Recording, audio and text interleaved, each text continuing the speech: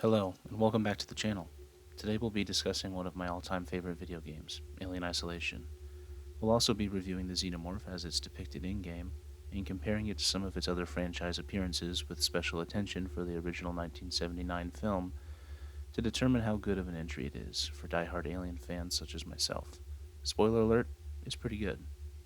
Alien single-handedly started a lifelong admiration for science fiction and for horror. Then came the Predator, then the Terminator. I discovered AVP was a thing and there were comic books about it. Yes, I became obsessed. Every sketchbook I had was filled with science fiction movie monsters from the 70s and 80s, but the most fascinating and most captivating one was always the alien. I discovered Geiger and began studying his pieces, especially the ones that featured the alien. I would print out images from Google, stills and screen captures from the movies, and I would fill booklets and sketch pads with the image in my rendition next to it. As I got older, my attention would be pulled elsewhere, but when the dust settled, I always had this franchise to come back to, especially the games. I played the Rebellion PSP Alien vs. Predator Requiem game ad nauseum. I knew every level and every secret like the back of my hand. Over time, my attention was mostly occupied by modern first-person shooters, i.e. the Halos and the Call of Duties and the Battlefields. But then the 2010 AVP game came out, and I was brought back to the good old days of obsessing over levels and over the universe. I played the campaigns over and over again. Getting to play as a Xenomorph was truly liberating. That was the campaign of the three I spent the most time on, and while these games aren't canon, they certainly deepened my love and immersion for the original titles. It wasn't until I got into my later teens and became more critical of movies and media in general that I realized that while Alien and Aliens are iconic, the franchise is riddled with missteps.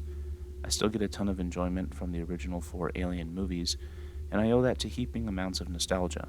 There are scenes in every Alien movie that have their own merits, and seeing the big guy on screen is always a treat for me. What I felt more critical of, however, were the aliens' representation in games. I was always aware of the older Aliens vs. Predator games, but I'm sad to say that those games were released before my time in gaming. I've watched playthroughs and retrospectives on them, and I can understand why they're so beloved, but I'll be honest with my opinion about them and say that I don't have one. When a little game called Aliens Colonial Marines was announced, I, along with the Alien fanbase, was very excited. Unfortunately, Colonial Marines ended up going down as one of the worst releases in Alien franchise history, and that is really saying something. In my head, I genuinely believe it to be the worst. I got some enjoyment out of the multiplayer, but man, what a fumble. Given the reception of the game and the state of the movies at that time, media quality for Alien fans was at an all-time low. So when Alien Isolation was released only a year later, I was blown away. What an absolute polar opposite example of quality and care and passion. It's not very often that games within the same universe are released by 2 different publishers so close to one another, but I'm so thankful that it was. Alien Isolation is a love letter to Alien fans and a very strong survival horror game with immersive sim elements. Over the years, this game has garnered much praise and attention. Alien Isolation takes place in between the first and second films. We play as Amanda Ripley, who happens to be working in the same area her mother, Ellen Ripley, Sigourney Weaver's character, went missing after the events in Alien. Amanda has been searching for the truth about what happened to her mom for years at the point the game begins, and this is good characterization for a character in the Alien universe.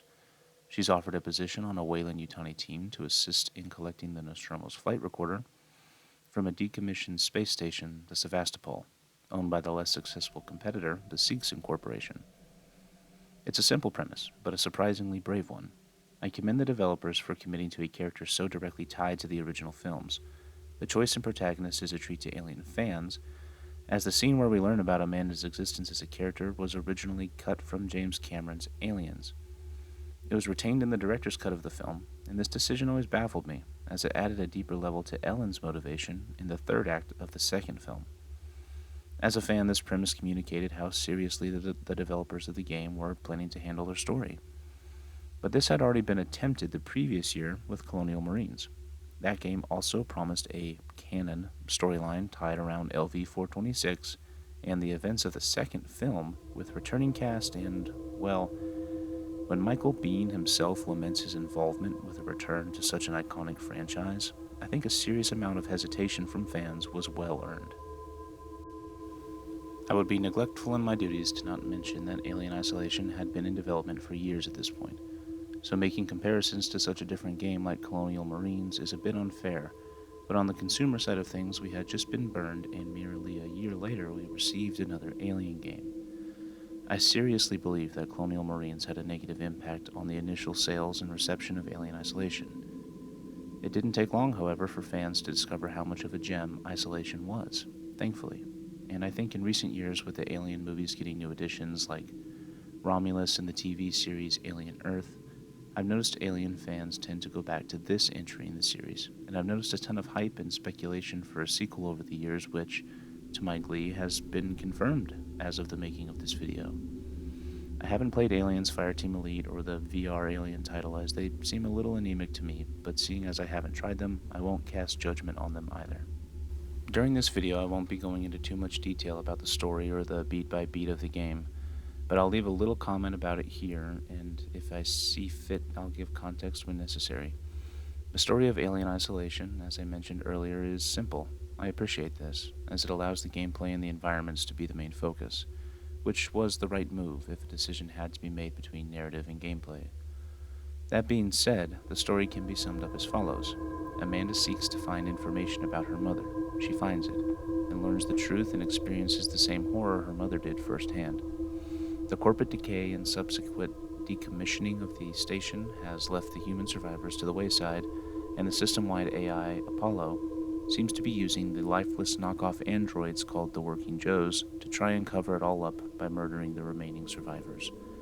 The alien is hunting Amanda and any humans it can find, and she must help herself and her remaining crew escape the Sevastopol station before it lists into the gas giant it hovers above and is destroyed. That's a solid premise, and a partially familiar one. If that were the tag for a movie, I might have shrugged my shoulders a bit and said, okay, I'll give it a go. Basic premise, but elevated, is what makes the Alien movies so iconic. But my hesitations were destroyed when I saw the screenshots and gameplay demos for the game. 20 hours of survival horror gameplay on a space station that aesthetically looks picture perfect, just like the first Alien movie? Take my money. Alien games up until this point had almost always taken after the more action-packed military shooter second film, Aliens, which is visually iconic in its own right, but the first film is undeniably special. Ron Cobb and Chris Foss's designs for the human elements in the first Alien film are on full and glorious lo-fi sci-fi 70 display here, and in certain areas it's literally one-to-one. In order for the package to be complete, however, Creative Assembly had to get the Alien right, and boy did they deliver. There's a ton of respect for Geiger and Cobb and Foss's artwork in the game, and to some it comes across as pure fan service and member berries, but I don't care. They created something special that fans had always wanted to experience. Let's take a moment to examine the basic gameplay loop and the key features that keep the players engaged and moving forward before diving into the visuals and behavior of the alien. Amanda is an engineer, which is just a good job market for science fiction horror protagonists apparently, and as such she's able to craft helpful items and knows how to interact with the clunky, crunchy buttons and levers and VHS screens of the Sevastopol. There are various collectibles in the game, and 90% of these are crafting components or ammunition for her weapons. She can craft useful throwables and placeables like noisemakers to attract enemies, Molotovs for burning things, pipe bombs, flashbangs, smoke bombs, and medkits. All of these items do exactly what you think they do, except if you thought that maybe one or two of these items would kill the alien. They can destroy androids and kill people, but the alien can only be scared off or blinded temporarily. Amanda is sent on many missions to try and get her and her crew off the station. The station itself has been under disarray for some time, and we as players are arriving after the initial carnage has already happened. We will need to explore different areas of the station to get certain crucial systems up and running again, and along the way we meet new characters and read or listen to logs to learn more about what has happened here. The player will solve puzzles in the form of mini-games meant to hack certain terminals and systems, and while we will be doing this quite a bit, I believe it to be a creative move to simulate the clunky engagement with the lo-fi sci-fi aesthetics, while also indicating that Amanda is so familiar with these processes that she can do them absent-mindedly, as though they were just simple little puzzles. It also serves as a time suck where the player has to commit to being out in the open for admittedly short periods of time, but those seconds feel like minutes when the alien is thumping around near you. When not using the hack tool, things like opening levers and hitting buttons requires multiple button presses similar to QuickTime events, meant to tactfully simulate the motions Amanda is doing, but on the keyboard or controller. I like to call these simulated ergonomic QTEs. As far as combat goes, things are admittedly basic, but straightforward and tactile with a little bit of clunk sprinkled in. Sometimes the physics are a little wonky, but for the most part, this leans into the tension of needing to commit to something and prepare for an action. In the radial inventory window, which does not pause the game or slow it down, outside of combat, Ripley will need to rely on her motion tracker, and there is some valid criticism with how dependent on the motion tracker the player will need to be in order to survive. You press and hold a button to bring it up, and when doing so, the player's focus will shift to the foreground and onto the motion tracker's display screen. While holding it up, an additional button can be pressed to shift the player's focus from the foreground to the background. This is an awesome little detail and really digs into the immersion you feel while playing this game. It adds a fun and admittedly trivial layer of engagement, but really makes you feel as though you're viewing the world through Ripley's actual eyeballs, and quickly shifting a glance downward every once in a while. This can get old, sure, but I argue that it only ever gets old when the player is in a safe hiding spot, waiting for the alien to leave. It's easy to complain when you don't need it at the moment, but there are other parts of the game where the alien is stalking large areas, and we as players have to move through the area, completing multiple objectives, and it's in these moments where the simulation is downright perfect. Seasoned players can gamify this pretty quickly, and can even do so organically upon first playthrough towards the end of the game. The alien can be loud, especially when entering and exiting the level. These sound cues can basically tell the player if they should get up and walk around or stop and track the creature. Even as a seasoned player, however, the alien will still surprise me. A lot of times I may hear it leave the level, only for it to travel way further ahead or behind, and then drop down. Sometimes the environment effects can make this hard to hear, and I'll be confidently walking around only to turn a corner and see the damn thing waiting. Admittedly, these behaviors are not nearly as deliberate as they may seem, and I'll touch up more on this during the next segment of the video, but my point in all of this is that the gameplay loop of Alien Isolation is good. Sometimes when it slows down, it still manages to keep the tension high, and the off-script AI that the alien has is paramount to these organic movie simulation moments that this game seems to just generate time and time again. Geiger's Alien has been the single most artistically influential piece in my entire life. I know that sounds dramatic, but it's the truth. Up until I watched the first Alien all those years ago, I was fascinated with the natural world. Whales, sharks, dinosaurs, bugs, squids, etc.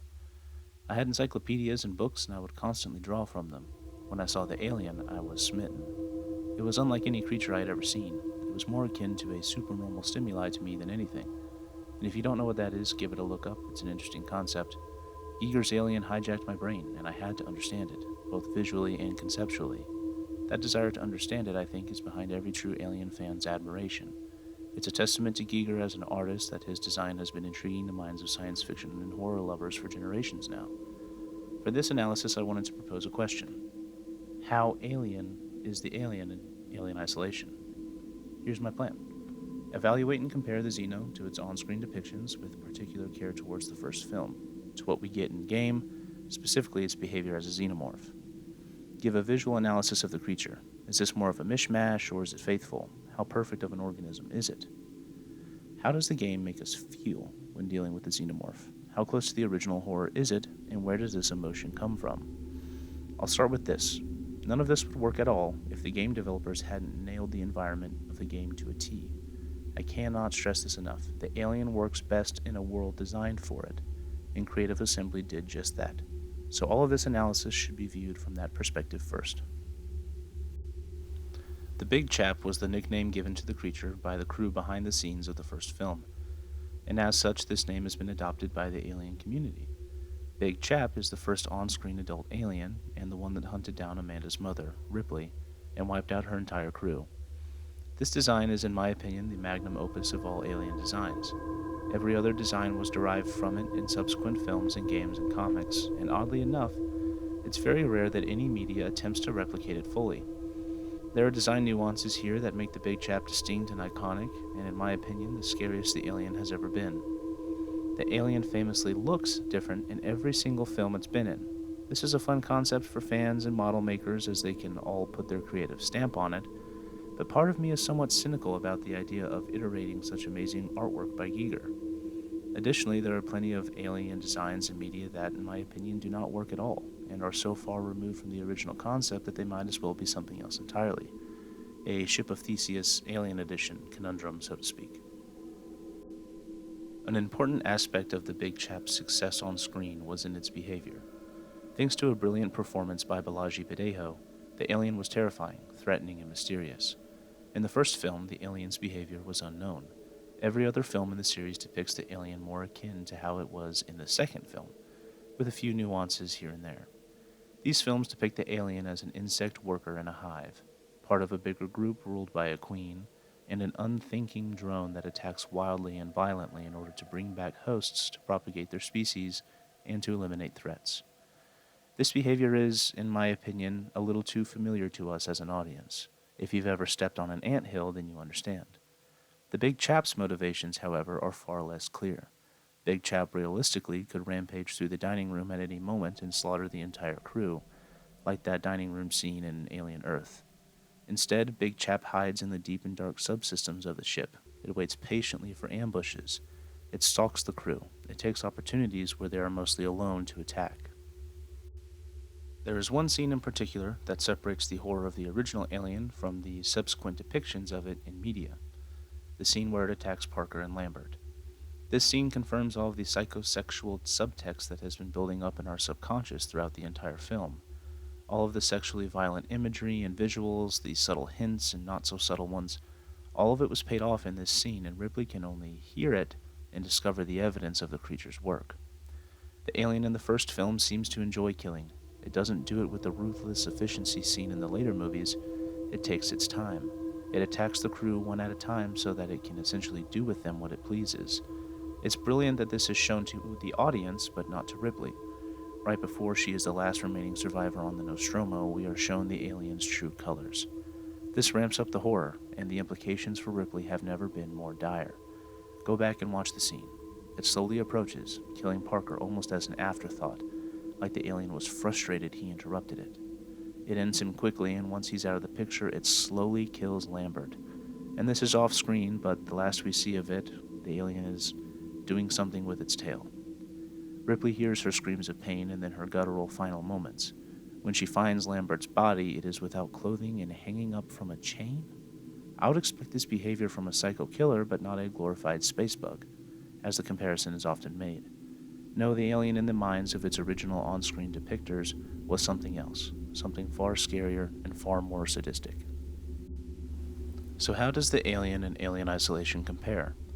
We'll refer to him as Big Stompy. I saw this name for it on a Reddit post and take zero credit, but I still think it's a fitting name for the, spoiler warning, multiple aliens on the Sevastopol station. I think Creative Assembly did an amazing job with the alien. I'll talk about its visuals in the next segment, but as far as behavior goes, I think it's a pretty decent amalgam of all the first 4 Alien films, but it proudly touts the design elements of the first both visually and conceptually.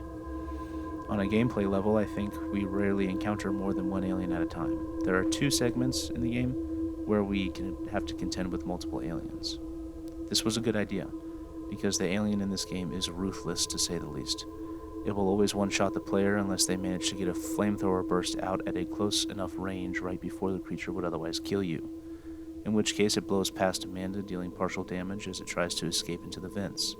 I call these the oh shit moments, and the game is full of them depending on the playthrough.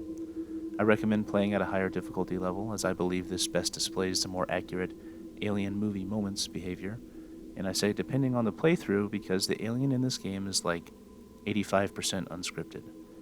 There are a few story-related moments where the alien tends to always show up in the right place at the right time, but for all intents and purposes, and even during these moments, when the creature is stalking the player, it is unpredictable. Cutscenes excluded, of course. I believe this choice was the make-or-break element for Alien Isolation. I do not think this game could have worked even in the slightest were it not for the choice in regards to the creature's AI. Other far more qualified people have broken this AI down for years and talked about it with grace and professionalism, so I will not attempt to do that here. There have been whole seminars about this game's AI in regard to game development. So real quick and in my own layman terms, there are 2 brains for the alien. One that collects data about the player and decides whether or not based on how aggressive the alien is being to feed that info to the second brain, which is the actual alien itself, the model that stalks the player. The alien on the ground is influenced by the macro AI on the general whereabouts of the player, but never their exact location. The alien on the ground uses a systematic flowchart to determine its behavior. Compared to more traditional stalkers in survival horror games where they follow a set patrol path and then deviate from that based on whether or not the player has been seen, this is miles above that and really is crucial to the alien feeling like the alien. Other games after Alien Isolation have emulated this to great success as well, like Amnesia the Bunker, but I really think Creative Assembly nailed this with Big Stompy. Now, about that moniker, Big Stompy. The alien in Isolation is loud, uncharacteristically loud when compared to the big chap from the first film. Now, this is done for gameplay balancing reasons, and I understand why they did this. Rather than sacrificing how aggressive and brutal their AI was, they balanced it by signaling to the player that it is nearby.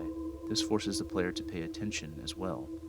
Now, this is not a foolproof system, and as I mentioned earlier, the alien absolutely does surprise the player, though this is mostly the player's fault in most cases. The motion tracker can, at times, trivialize the alien encounter depending on the environment or level where it takes place. Sometimes the alien is being hyper-aggressive. It's almost easier to keep track of. Seasoned players can recognize its movement on the tracker as being, quote, up-vented or down-vented, though this is not always accurate and relies on player map knowledge to be dependable. When the alien patrols around down-vented, its footsteps are audible to the player. It stomps around and sounds heavy, hence the name Big Stompy. This is a double-edged sword. If the player is safe, i.e. in a good hiding spot or advantageous position, this can betray the alien's position and communicate to the player when a good time to move is. Conversely, these footsteps create some serious oh shit moments. There are times when I've been completing a task, I hear the beeps on the tracker, but part of me thinks it's probably the android I passed up on the previous floor, only to hear that distant approaching wet thump thump thump, and sure enough, it got me. Usually when you hear that and you aren't prepared for it, it's too late. So how is it? How alien is Big Stompy? Well, it's pretty 50-50 when it comes to behavior. The animations here are fantastic, some of the best I've ever seen in a video game. The alien is fluid and sleek and feels real in the world. At times it is still and quiet, and at others it is loud and ferocious. This behavior, however, isn't very alien, except if you ever have the misfortune to encounter in the vents. This is the most Dallas POV.mov experience out there, and easily the most frightening and scary experience in Alien Isolation.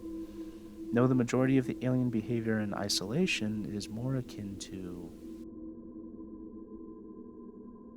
That's right, the raptors of Jurassic Park.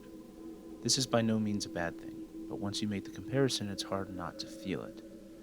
Now, this game by no means looks or alludes to Jurassic Park in any real way. I'm simply talking about the way the Xenomorph behaves in the game. It's big, bigger than any Xenomorph seen in the movies besides the Queen or the newborns in Alien Resurrection and Alien Romulus. It's quiet sometimes, but also loud in an animalistic way and insanely fast when it spots a human, be it player or NPC. Watching and hearing this thing when it spots someone is terrifying, but its mannerisms from when it spots a player up until the moment it actually grabs you is very Raptor from JP. When it sees prey, an initial hiss of discovery is made, climbing in tone and severity to indicate it's about to essentially confirm you as a target. If you don't manage to hide in time, it releases a screeching wail and runs full clip at the human target. This screech is essentially a guaranteed death flag unless you can break line of sight for long enough to maybe hide in a locker or drop a smoke bomb or something, and even then it will aggressively patrol the player's last known location. Once it grabs you, however, the subsequent and unavoidable death or abduction animation that plays is somewhat reminiscent of the behavior of the Xenomorph from the 1979 film. These moments are sped up for gameplay reasons so as not to linger too long, but in some of these kill animations, a hint of sadism is very apparent, which is the right approach. Now, to most fans and gamers, I don't think this distinction is even noticed, and I didn't really consider it myself until a second or third playthrough, and that is a testament to how well crafted the game is. It sucks you in and puts you literally on the set of the first film, and this immersion is reinforced by the alien and its incredible design and animations, not broken by it. That being said, The big stompy alien doesn't behave like any depictions of it on screen. So why does this work so well? A lot of times in film, we are only shown what the director wants us to see. A huge part of the reason why the first and second film are so great is that we are only shown the alien in up-close or quick cuts, confusing, claustrophobic cinematography that allows viewers' imagination to fill in the blanks. And the imagination is almost shown.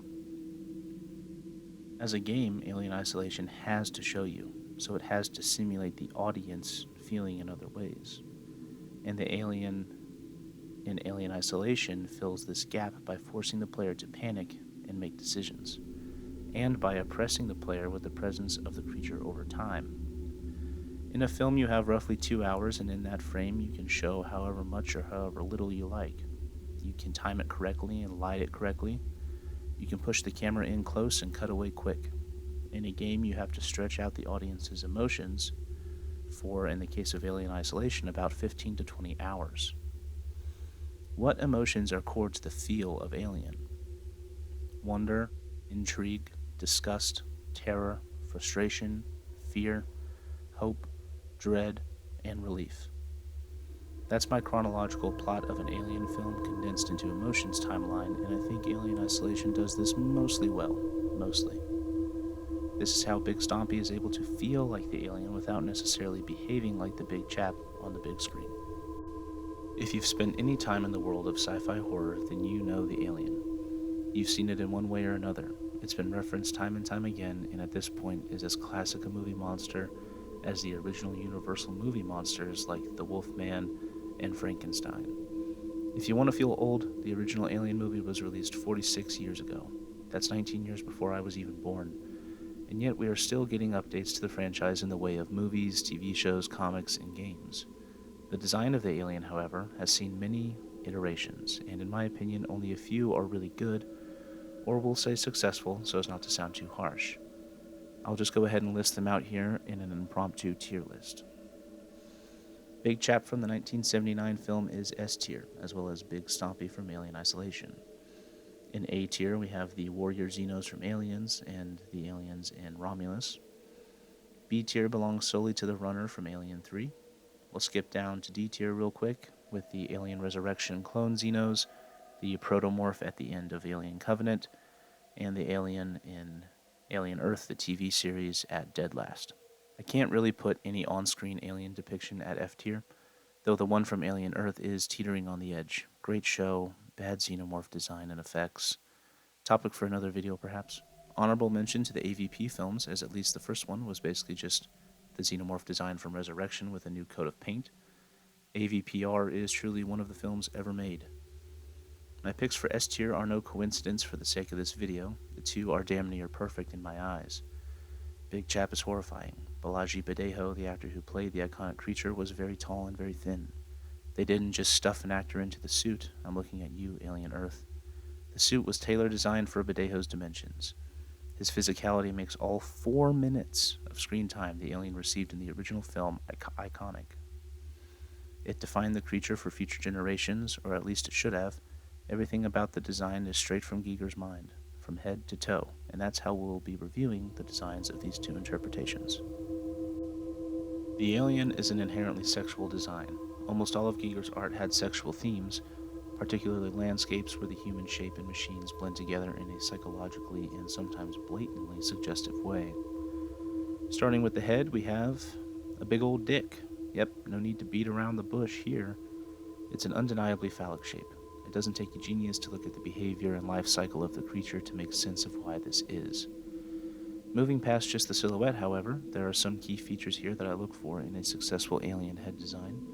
The dome or lack thereof, the skull beneath it and how transparent or translucent it is, the mouth, the inner mouth, the intricacies of the biomechanical designs, and the degree of wetness. The dome in the original Alien is more transparent than the one in Alien Isolation. This is important.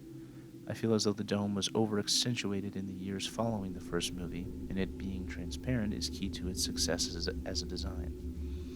There is a very human-looking skull face beneath the dome, and this gives the alien a certain deathly familiar look, like a robotic Grim Reaper. Many people think the alien is eyeless, but it very clearly has two eye sockets right beneath this thin outer layer. Though eyeballs are not visible, who's to say they aren't in there somewhere, or maybe they work like the heat pits on a snake's nose, allowing it to view in some other spectrum. I've always had my own headcanon about how the alien detects people. Some games have proposed the idea of pheromone tracking, while Ridley Scott seems to think that the alien's vision is basically a cool filter in After Effects.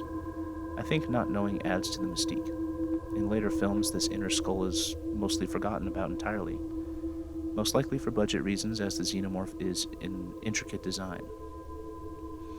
This naturally pushes the alien into a more beetle-like appearance, which I think undermines the horror just a bit. Cameron's take on the Xenomorphs removed the dome entirely and added deep cavernous slots along the side of the head rather than eye sockets, proposing that when left to their own devices, this is some kind of evolution for them.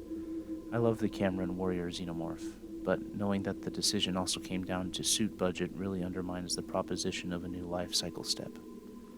Big Stompy in Alien Isolation's dome is more gray, silvery, almost metallic. While a bit more opaque than the original film in the right lighting, the skull is still visible. This was an important choice. While a bit more mobile and I think a overall larger head, the Xeno in Isolation's head design is pretty much perfect. I've yet to encounter a better one in any other Alien media if I'm to use the first one as my control group. Arguably just as important as the dome portion is the mouth of the creature. This is the moneymaker when it comes to depicting the alien on screen. I'd be willing to bet that 75% of the alien's screen time in any movie is dedicated to a nice, wet close-up of the alien slowly peeling back its gums, opening its mouth to reveal silvery teeth, only for a lightning-fast inner jaw to come punching out like some proboscis through a victim's head. Except if you're Alien Earth, then your Xenomorph is nice and dry and behaves like an angry lion with an interpretive dancing hobby. Again, maybe a topic for another video. The big chap is on screen for about 4 minutes, but outside of the chestburster scene, the most memorable on-screen encounter is most certainly when Brett is attacked. The soundtrack, the lighting, the close-up, it's a perfectly memorable scene. The alien is shaking, which communicates excitement, almost dripping wet, high-pitched metallic screeching accompanies it opening its jaws as though it's charging up something, and then bam, quick, violent, penetrative shots. Then the scene is over and Brett is gone. As an audience, we're left going, what the hell just happened to him? What did it just do to him? In that scene, we get a great hero shot of the Xenomorph from Brett's terrifying perspective. Part of what makes this shot so iconic is that there are so many moving parts on the screen. The alien is borderline indistinguishable up until you see its teeth. Then this fleshy white tongue punches out. A good head bite scene can be summed up in 3 parts. Part 1, the smile. The alien has lips, and they aren't shown enough in movies and games. When the head bite scene starts, there should be the slow peel back of translucent lips. Now the Xenomorph should start to almost tremble with anticipation. I like to think that maybe it's pressurizing its head to propel the tongue out like some kind of piston. Part 2. The mouth opens to reveal the inner jaw. The mouth widens. In subsequent films after the first, a lot of times the mouth opens comically wide, and the tongue is already coming out too far and too slowly.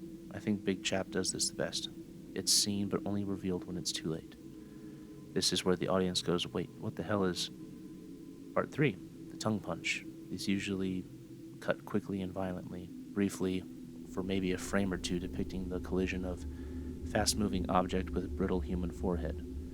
Most of the time this is a killing blow, but I believe sometimes it isn't, and the alien can decide whether or not to kill or to maim. Brett can be heard screaming away as the alien carries him up and off screen, even though we just saw this violent impact. Which is more terrifying, being instantly killed like a gunshot, or being vegetabilized with brain damage to be dragged away for later? Alien Isolation, as a video game, gets to use this 1, 2, 3 style of alien hero shot scene to creative and fun effect.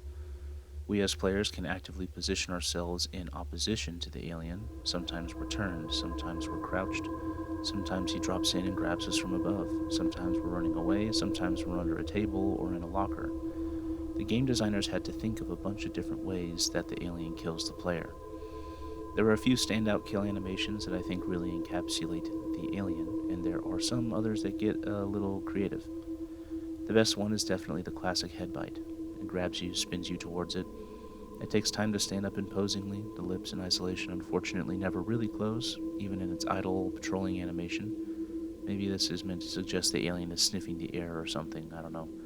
But nonetheless, we get a bit of a smile, plenty of dripping slime and saliva, shaking and hissing is 100% perfect as the mouth opens, and the head bite is quick and almost unseeable. 10 out of 10. The animations in this game are all fantastic, and my second favorite pick is the one where it just grabs you from a ceiling vent and you get dragged away with the alien and Amanda's high-pitched screaming echoing through the vents.